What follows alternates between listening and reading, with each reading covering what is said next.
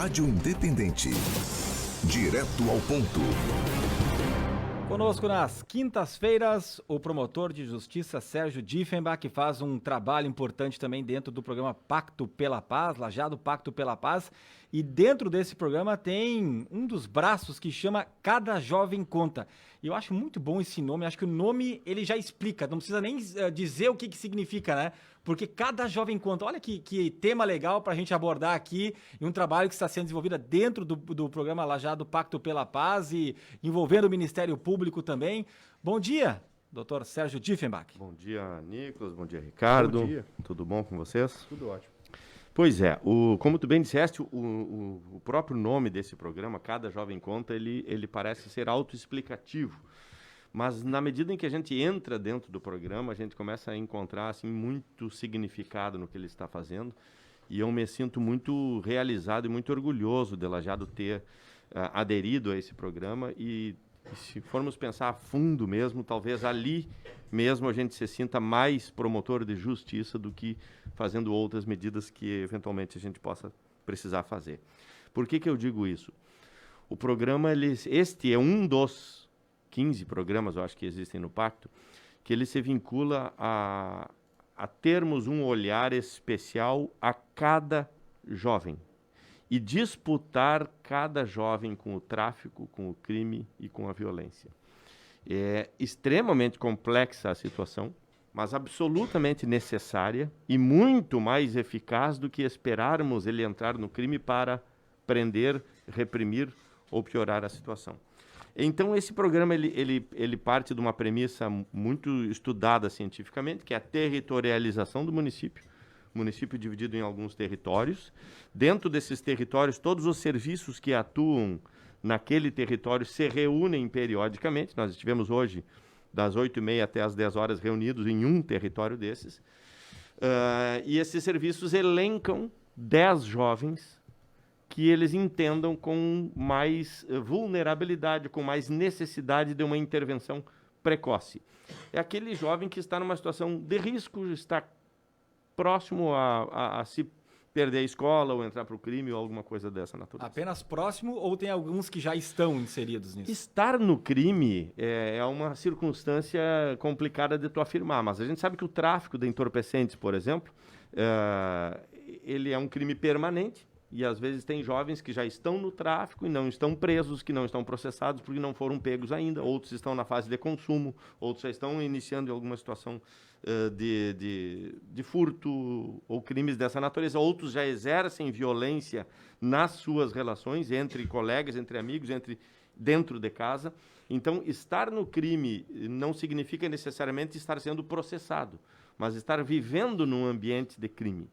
E preste, sim, a integrar um rol de pessoas processadas. Mas o que eu ia dizer, Ricardo? A importância desse sistema é que ele nos constrange, ele obriga que os serviços como, por exemplo, hoje estávamos promotoria, escola estadual, escola municipal, posto de saúde, CRAS, CREAS, Conselho Tutelar e, às vezes, o CAPS. São vários serviços que atuam numa única região e todos trocam ideias, observações e considerações sobre toda a vida que está no entorno daquele jovem, porque ele é importante e ele conta para nós.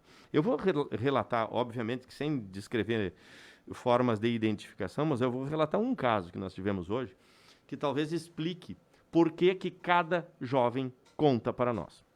E tem uma frase que inspira o Pacto, que diz o seguinte: nunca é tarde para começar e nunca é cedo demais para começar prevenção à violência. Esse caso, eu começo contando assim, uma parte da vida dessa pessoa, por exemplo, quando o pai foi morto, já no tráfico. O pai foi morto aqui em Lajeado, a mãe se muda para outro município, constitui nova família. Este menino, então criança, fica aqui morando com os avós, certo? A avó faleceu, o avô adoece, começa a ficar incapaz e estão hoje dentro da casa o jovem e o avô com dificuldades. Esse menino já começa a dar sinais de participação em alguns crimes. E a gente vai aprofundar mais na vida dele, tem 16 anos, e se descobre que ele já é pai. Tá? A namorada dele engravidou e tem uma criança de 8 meses de vida. Esse é um contexto. Então, o que nós precisamos, ou como nós vamos olhar esse jovem? Primeiro, entender que ele é, sim, muito importante para nós. Senão como um respeito humano à própria pessoa dele, porque ele é o pai desta outra criança. E porque ele já sofreu a perda do pai. E a tendência de repetição é muito cruel na vida dessas pessoas. E o efeito dele ter perdido o pai, de certa forma, desorganizou e esculhambou toda a vida dele, e que não mais o organizou. E ele começa a dar sinais de que vai repetir a vida do pai.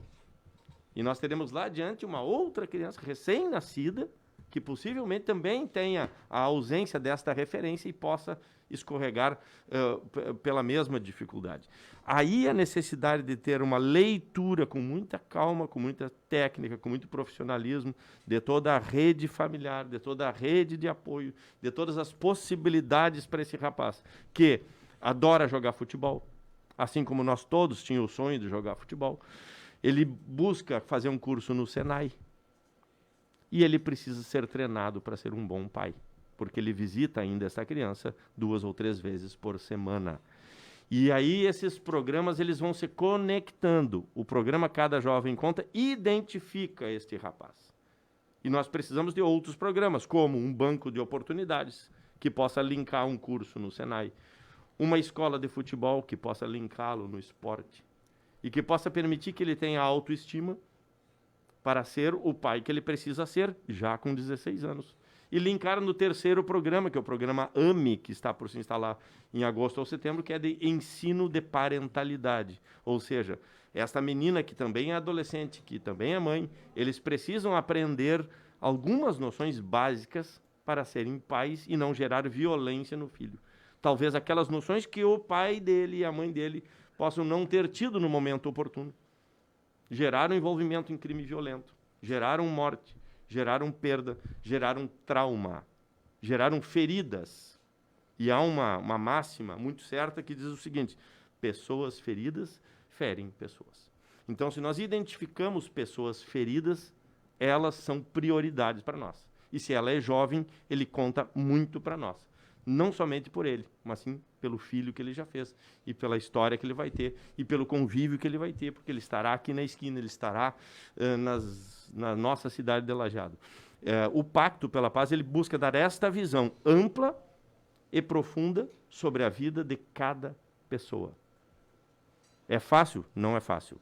É difícil? É muito difícil. O resultado é logo? Não é logo, mas ele é absolutamente necessário em uma sociedade que quer ser organizada.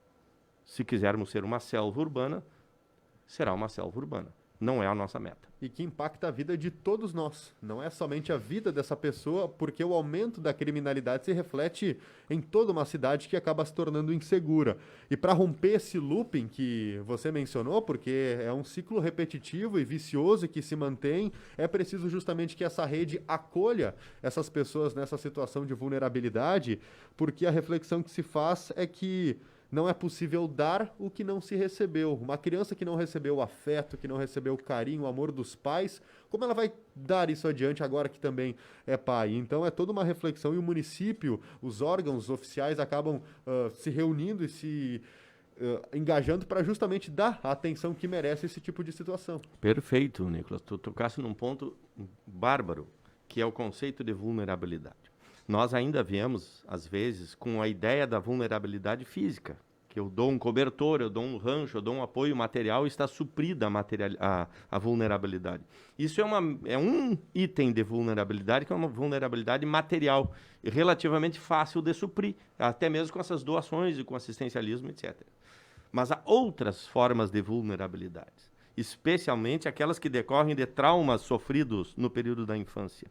E estas vulnerabilidades precisam outro tipo de sensibilidade na ação, que começa, por exemplo, pela escuta atenta dessas pessoas e da vida dessas pessoas.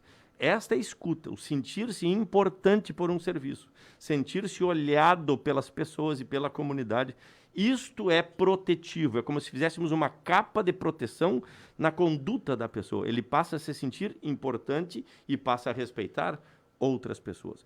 O que eu vi hoje na reunião, ele chega a ser, em alguns momentos, emocionante. Nós enxergarmos 22 profissionais reunidos, todos na plataforma virtual, para discutir a vida de cada jovem desses.